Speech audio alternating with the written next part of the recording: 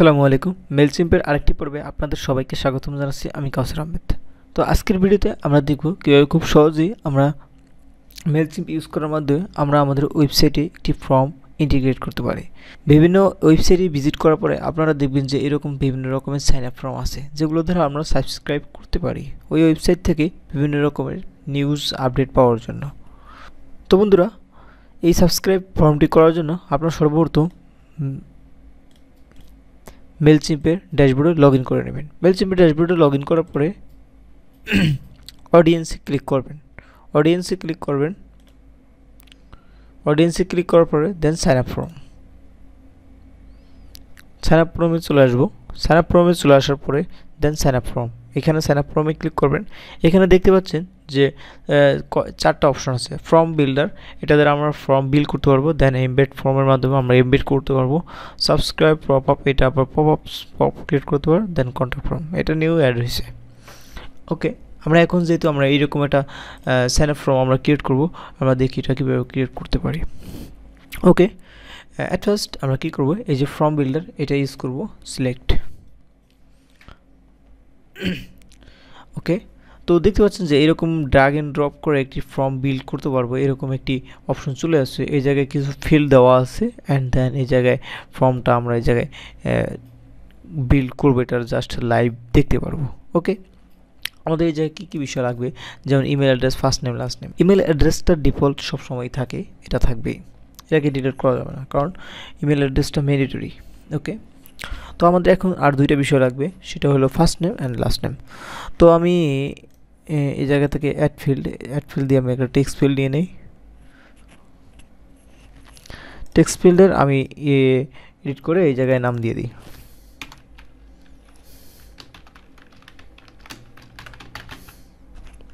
First name দিয়ে দিলাম, merge করে এই যে ভ্যারিয়েবলটার ফিল্ড ট্যাগেরও আমি রিনেম করে দিলাম, ফার্স্ট নেম দিয়ে দিলাম। ওকে, দেন সেভ ফিল্ড দিয়ে দেখতে পাবেন যে এই জায়গায় ফার্স্ট নেম নামে যে ফিল্ডটা এটা অ্যাড হয়েছে। যদি আমি এটাকে ডিলিট করতে চাই, সেক্ষেত্রে আমি মাইনাসে ক্লিক করলেই চলে যাবে, ডিলিট হয়ে যাবে। ওকে, তো চলুন আরেকটা ফিল্ড অ্যাড করে দিই।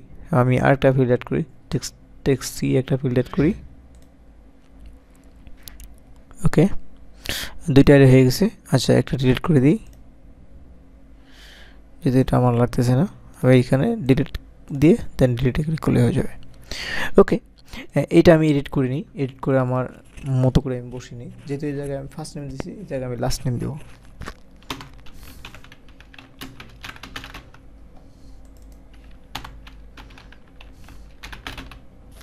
লাস্ট নেম দিয়ে দিলাম, লাস্ট নেম দিয়ে দিলাম। দেন আমি এটাকে সেভ করে দিলাম। ওকে, তো দেখতে পাচ্ছেন যে email address, first name, last name আমার হয়ে গেল। তো আপনারা চাইলে এই জায়গায় বিভিন্ন রকমের লোগো দিতে পারেন, সমস্যা নাই, লোগো ইউজ করতে পারেন, আপনার কোম্পানির লোগো ইউজ করতে পারেন। আমি আপাতত এরকম ব্ল্যাঙ্কই রেখে দিলাম। আচ্ছা, ঠিক আছে। তারপরে এইখানে তো আপনারা এই প্রথমে এই যে ট্যাবটা build it, design it, translate it, build it, এই ট্যাবে আমরা ফর্মটা বিল্ড করব, ডিজাইন করব, ঠিক আছে। দেন এই যে আমি যদি এখন এই ফর্মটাকে ডিজাইন করতে চাই, দেখেন এইরকম একটা ব্যাকগ্রাউন্ড আছে, এই যে পুরো পেজের ব্যাকগ্রাউন্ড।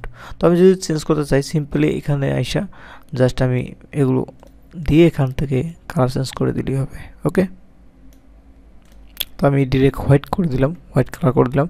দেখতে পাচ্ছেন যে হোয়াইট হয়ে গেছে। তো হোয়াইটটা একটু ভালো লাগতেছে না, আমি অন্য কালার করে দিই, একটু ডার্ক করে দিলাম, ঠিক আছে, গ্রে কালার করে দিলাম। ওকে, দেখতে পাচ্ছেন যে এই যে ফর্মটা এটা আছে এরকম। আচ্ছা, যদি পেজের ব্যাকগ্রাউন্ড চেঞ্জ করলাম, আপনারা যদি এই যে হেডারে যদি ব্যাকগ্রাউন্ড চেঞ্জ করতে চান, বা হেডার যে একটা ইমেজ বা টেক্সট দেওয়ার অপশন আছে, এগুলো যদি বড় করতে চান, সেক্ষেত্রে এখানে ইউজ করতে পারবেন। দেন আউটার র্যাপার, এখানে এই যে র্যাপ, এই যে এই বিষয়টা আছে, পুরো ফর্মটা র্যাপ করে রাখছে যেটা, এটার ব্যাকগ্রাউন্ড আপনারা ইচ্ছা করলে চেঞ্জ করতে পারবেন। এটা এখন বর্তমানে হোয়াইট দেওয়া আছে, তো হোয়াইটটাই ভালো লাগতেছে, আমি হোয়াইটে রেখে দিলাম। দেন এই জায়গায় কি আছে, পেজে এই তিনটা অপশনে আসলে দেখলাম আমরা। দেন বডিতে এই যে ফর্মের এই বডির মধ্যে এই বডির ব্যাকগ্রাউন্ডটা আপনি চাইলে স্পেসিফিকভাবে চেঞ্জ করতে পারবেন। তারপরে কি দিছে, ডিফল্ট টেক্সট। এই যে ডিফল্ট যে টেক্সটগুলো আছে, এই টেক্সটগুলোর এই যে ফন্ট ফ্যামিলি, আপনি ফন্ট ফ্যামিলি কালার চেঞ্জ করতে পারবেন, প্যাডিং দিতে পারবেন। দেন লিঙ্ক স্টাইল, লিঙ্কের কালার যেটা লিঙ্ক থাকবে, লিঙ্কের কালারটা আমি এই যে লিঙ্কের কালারটা আপনারা চেঞ্জ করতে পারবেন এই জায়গা থেকে।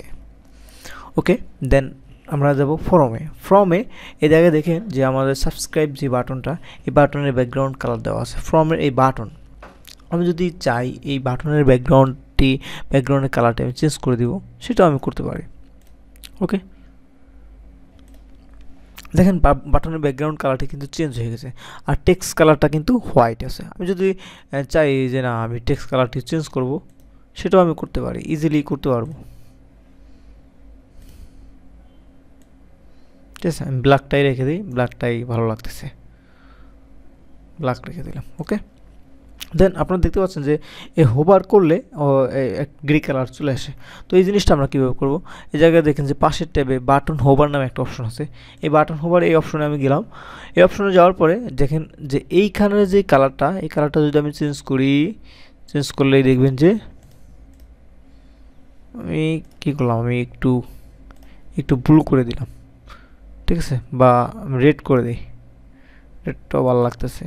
আচ্ছা যাই হোক, রেড করে দিলাম। ওকে, অ্যান্ড দেন ফিল্ডের লেভেল, এই যে ফিল্ডের এই লেভেলগুলো আছে, লেভেলের কালারগুলো আমি চেঞ্জ করতে পারবো। এই জায়গায় ফন্ট ফ্যামিলি চেঞ্জ করতে পারবো, ফন্টের সাইজ বাড়িয়ে দিতে পারবো। ঠিক আছে, এই জিনিসগুলো আপনারা দেখে করতে পারবেন ইজিলি, মানে মোটামুটি অনেক সুন্দর করে ডিজাইনটা করতে পারবেন। ফিল্ডের টেক্সটগুলো এই যে আপনার টেক্সটের ফন্ট চেঞ্জ করতে পারবেন, কালার চেঞ্জ করতে পারবেন। রিকোয়ার্ড যেটা থাকবে, এই জায়গায় একটা রিকোয়ার্ড মার্ক থাকবে, যে ফিল্ডটা ইমেলের ফিল্ডটা রিকোয়ার্ড, এই রিকোয়ার্ডটা যদি আমি এখন ভিজিবল করা নাই, এটা হাইড অবস্থায় আছে, যদি আমি এটাকে হাইড না আমি শো করতে চাই, সেটাও আমি শো করতে পারবো। তো দেখবেন যে এখন এই যে রিকোয়ার্ড একটা মার্ক শো করবে, এই যে এটার কালার কিন্তু এখন এই কালারটা আছে। আমি যদি চাই এটাকে রেড কালার করে দেবো, সেটাও করা যেতে পারে। দেখেন এটা কিন্তু এখন রেড কালার হয়ে গেছে। ওকে, তো আমি এটাকে হাইড করে দিলাম, এটা লাগতেছে না আমার হয়তো। দেন রিকোয়ার্ড লিজেন্ড, এটাকে দেখেন রিকোয়ার্ড লিজেন্ড যদি আমি শো করলাম, শো করার পরে এই জায়গায় দেখবেন যে এই যে ইন্ডিকেটেড রিকোয়ার্ড এইভাবে চলে আসছে। ঠিক আছে, তো আই হোপ বুঝতে পারছেন।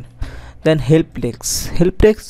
হেল্পটেক্সের কালারটা আপনি চেঞ্জ করতে পারবেন এই জায়গা থেকে। দেন ইরোর যদি কোনো ফর্মটা ফিল আপ করে নাই, তখন একটা ইরোর শো করলো, ইরোরের কালারটা কী থাকবে এটাও এই জায়গা থেকে চেঞ্জ করে দিতে পারবেন। ওকে, দেন রেফারাল বেসটা হলো আপনার মেলচিপ যখন আপনি ফ্রি অ্যাকাউন্ট ইউজ করবেন, আমি যখন এখন ফ্রি অ্যাকাউন্ট দিয়ে আপনাদেরকে দেখাচ্ছি, এই ফ্রি অ্যাকাউন্টটা ইউজ করলে আপনার এই ফুটারের নিচে এরকম মেলচিম্পের লোগো সহ একটি ব্যাজ অ্যাড হয়ে যাবে। যখন আপনি প্রিমিয়াম অ্যাকাউন্ট ইউজ করবেন, মেলচিম্পের কোনো প্ল্যান আপগ্রেড করা থাকবে, তখন এইরকম ব্যাজ আসবে না। তো এখন আপনি চাইলেই এই জায়গা থেকে দুইটা ব্যাজ আছে, আপনি চাইলে যে কোনো একটা সিলেক্ট করে দিতেই পারেন, যা আপনার ভালো লাগতেছে না এই ব্যাজটা, অন্য একটি ব্যাজও আপনি এরকম এই ব্যাজটিও আপনি ইউজ করতে পারেন। ঠিক আছে, এই দেখেন যে ব্যাজটি চেঞ্জ হয়ে গেল, অন্যরকম একটি ব্যাজ চলে আসলো, এটা আপনার ইচ্ছা। তো এই ব্যাজটাকে আপনি যদি চান লেফটেও আপনি লেফট লাইন করে দিতে পারবেন, রাইট লাইন করে দিতে পারবেন, এই আর কি। ঠিক আছে, তো এরকম যা আছে এরকমই রেখে দিলাম আমি। তারপরে আসি আমরা হলো ডিজাইন, তো দেখলাম আমরা ডিজাইনের বিষয়গুলো দেখলাম। তারপরে আসি ট্রান্সলেট। তো ট্রান্সলেটের ক্লিক করার পরে এই জায়গায় দেখতে পাচ্ছেন মেলচিম্প অটো ট্রান্সলেট করার অপশন দেয়। এই জায়গায় অটো ট্রান্সলেটের অপশন আছে, এই জায়গায় এটা টিক দিয়ে আপনি জাস্ট ডিফল্ট ল্যাঙ্গুয়েজটা আপনি চেঞ্জ করে দিবেন। আর বাকিরা মেলচিম্প যখন কোথাও ইমেল পাঠাবেন, ওই যে ইউজার আছে তার ব্রাউজারের যে ল্যাঙ্গুয়েজটা আছে, ওই ল্যাঙ্গুয়েজটা ডিটেক্ট করে সে অটো ট্রান্সলেট করে নিবে। ওকে, তো এই জায়গায় যদি আপনি অন্য একটা ল্যাঙ্গুয়েজ দিতে চান, সাপোজ আপনি অ্যারাবিক দিলেন, অ্যারাবিক তো রাইট টু লেফট, এই জায়গায় জাস্ট আপনি অ্যারাবিক কন্টেন্টগুলো লিখে দিলেন। ঠিক আছে, এভাবে লিখে দিলেন, সব কিছু এভাবে লিখে দিলেন। তো দ্যাটস ইট, এভাবেই আর কি করবেন জিনিসগুলো।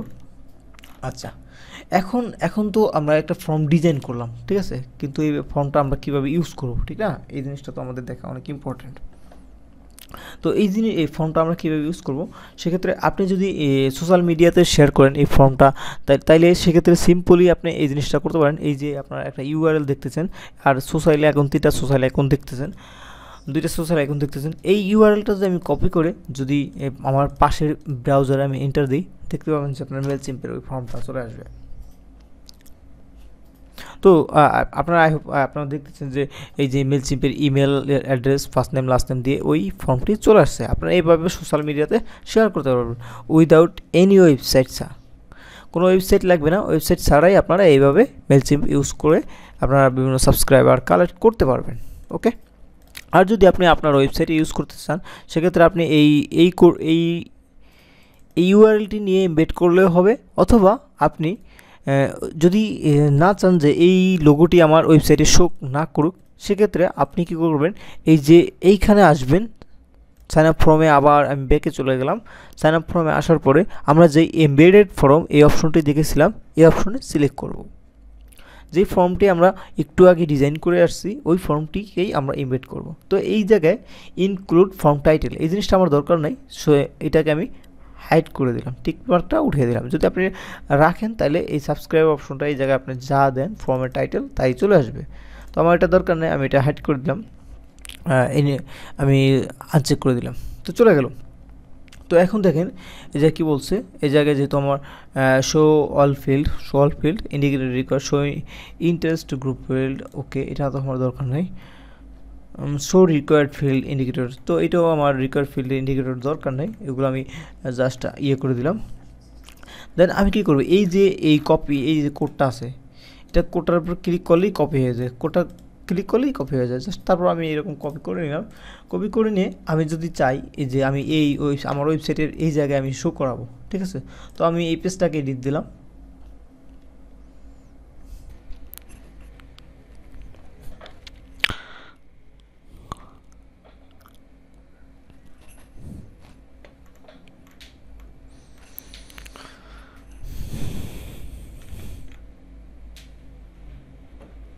তো পেজটাকে এডিট দেওয়ার পরে ফাইনালি চলে আসছে। এখন আমি কি করব, এখন আমি এই জায়গায় জাস্ট প্লাস আইকনে ক্লিক করে একটা সেকশন নিয়ে নিলাম। এই জায়গায় জাস্ট আপনি HTML নিয়ে নিলাম। এটা আপনি ওয়ার্ডপ্রেসের মধ্যে একটা যে কোনো জায়গায় পেজ ক্রিয়েট করে দিতে পারবেন, অথবা স্ট্যাটিক ওয়েবসাইটেও আপনি শুধুমাত্র HTML কোডের মধ্যেও আপনি রেখে দিলেই হবে, ঠিক আছে।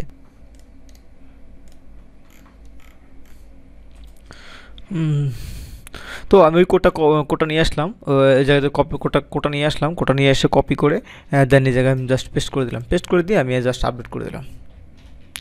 তো আপডেট করে দেওয়ার পরে এখন যদি আমি আমার সাইটটাকে ভিজিট করি,